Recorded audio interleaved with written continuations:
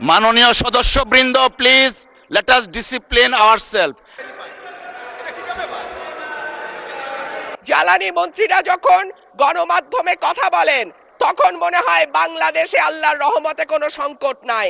ওনারা যদি পরিষ্কার করে বলেন বাংলাদেশে বর্তমানে কত দিনের অকটেন ডিজেলের মজুদ আছে, কতদিন চলতে পারবে, পাম্পগুলো কেন পর্যাপ্ত পরিমাণ তেল পায় না, তেলের মজুদদারি। ধন্যবাদ মাননীয় সদস্য। মাননীয় চিফ হুইপ প্লিজ আপনারা বসেন দয়া করে। মাননীয় চিফ হুইপের মাইকটা দেন প্লিজ।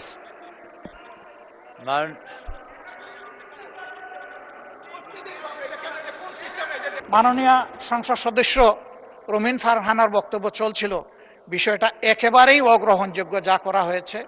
আমি এটার জন্য দুঃখ প্রকাশ করছি এবং আমি এটার নিন্দা জানাতেও বাধ্য হলাম।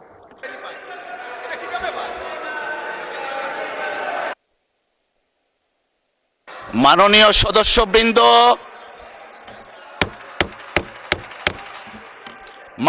সদস্যবৃন্দ, please let us discipline ourself.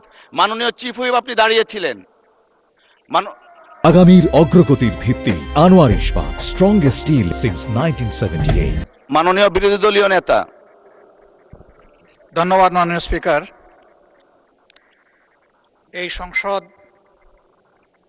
দেশের সর্বোচ্চ সম্মানের জায়গা। যারা এখানে নির্বাচিত হয়ে এসেছেন দেশের জনগণের সমর্থন, ভোট, ভালোবাসা, শ্রদ্ধা নিয়ে এসেছেন। আমরা সকল সদস্যের প্রতি শ্রদ্ধা জানিয়ে বলবো, কোনো সংসদ সদস্য যখন দাঁড়িয়ে কোনো কথা বলবেন তা নিয়ন্ত্রণ অথবা তাকে এলাও করার একক এখতিয়ার হচ্ছে মাননীয় স্পিকারের। সেই জায়গায় আজকে লক্ষ্য করলাম যে একজন স্বতন্ত্র সংসদ সদস্য তিনি যখন কথা বলছিলেন দুঃখজনকভাবে ট্রেজারি বেঞ্চ থেকে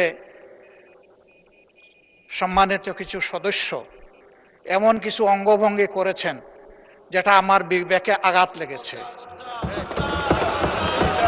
আমি এটা আশা করি না।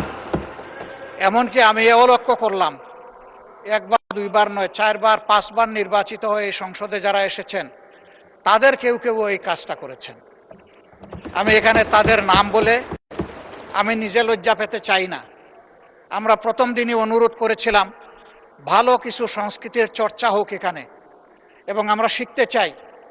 আমরা জাতিকে নিজে শিখব, জাতিকেও আমাদের সাথে উদ্বুদ্ধ করব। মাননীয় স্পিকার, আজকে 2 বারই লক্ষ্য করলাম যে ট্রেজারি বেঞ্চ যেখানে আপনাকে সবচেয়ে বেশি সহযোগিতা করার কথা, সেখানে আপনি বারবার অনুরোধ করা পক্ষেও তিনারা চালিয়েই যাচ্ছেন। আপনি মাইক দেন নাই, তারপরেও সংসদে কি হচ্ছে আমরা কিছুই বুঝতে পারছি না।